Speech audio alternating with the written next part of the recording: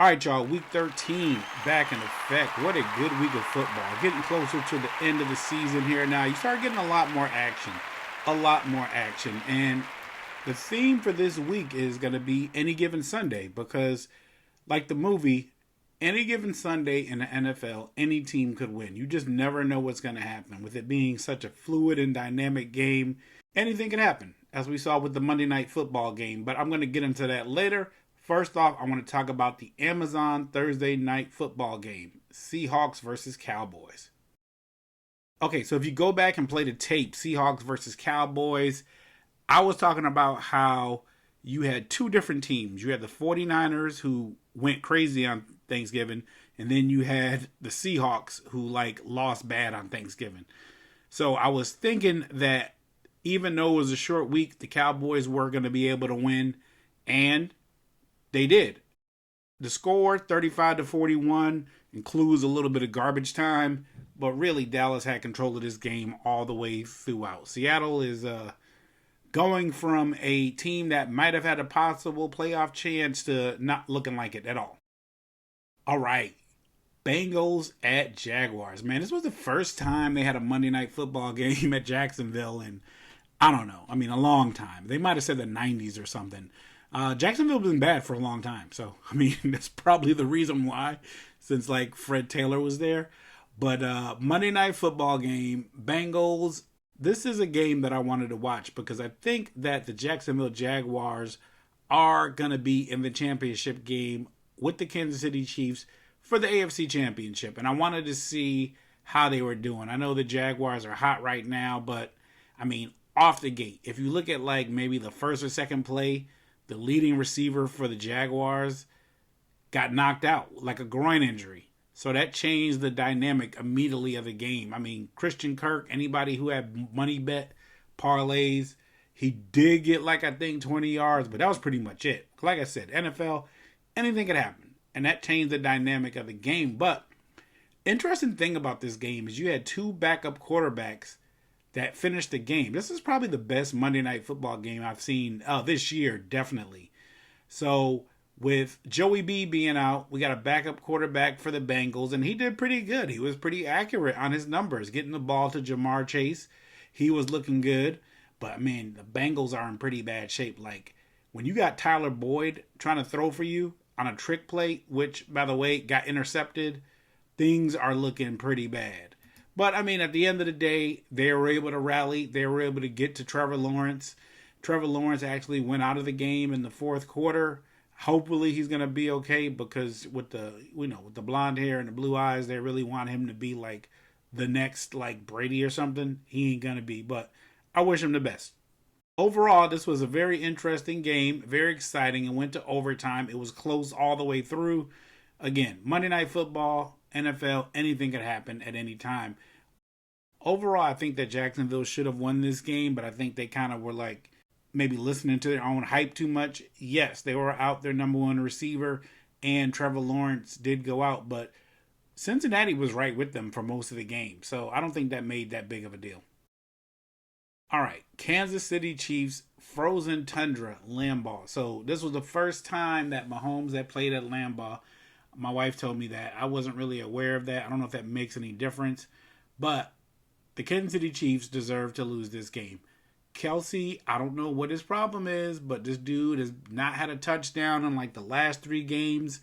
Mahomes came to play, and number 10, Pacheco, came to play, but I just didn't look like a lot of these dudes came to play. I think they already had it in their mind, okay, this is going to be an easy game. We can kind of take a break off, and that's what happens when you do that. They got beat. Not terribly bad, but they got decisively beat.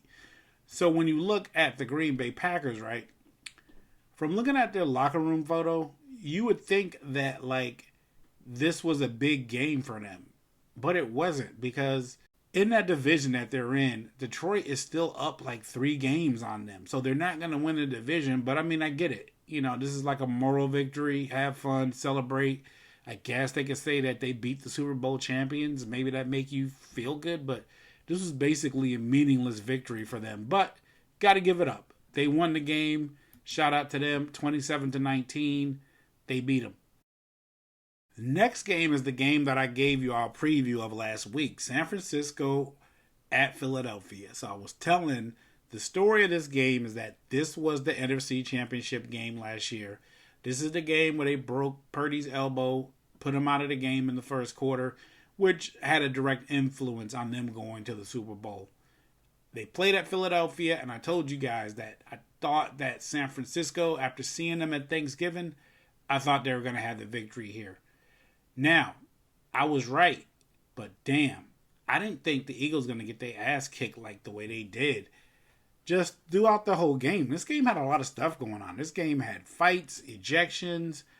Overall, Jalen was just not able to get it done. He wasn't able to keep a consistent offense. And even when he did, just the 49ers defense. I've been telling y'all, go back and look at my podcast, week 2, 3, 4. I was saying that 49ers just look like the best overall solid team in the NFL. Yeah, they were on that 3-game losing streak, but they got their bye, they came back, and they've been winning over since. Deebo Samuel, man, I think he had like 2 or 3 touchdowns.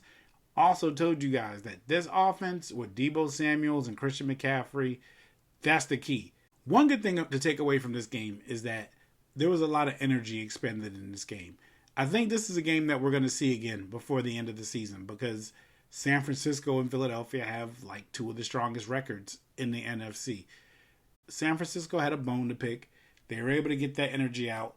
I'm thinking in the next game, they're not going to be anywhere near as intense. And if the Eagles can go ahead and just maintain their composure, I think it'll be totally different. I think the same way that San Francisco came to Philadelphia and got this victory, I think we can do the same thing. But no excuses.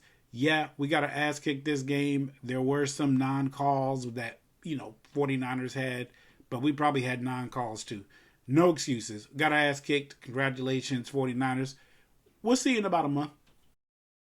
Okay, and finally, this week, man, the Thursday night football game. So this is a game that I'd probably force somebody I don't like to watch.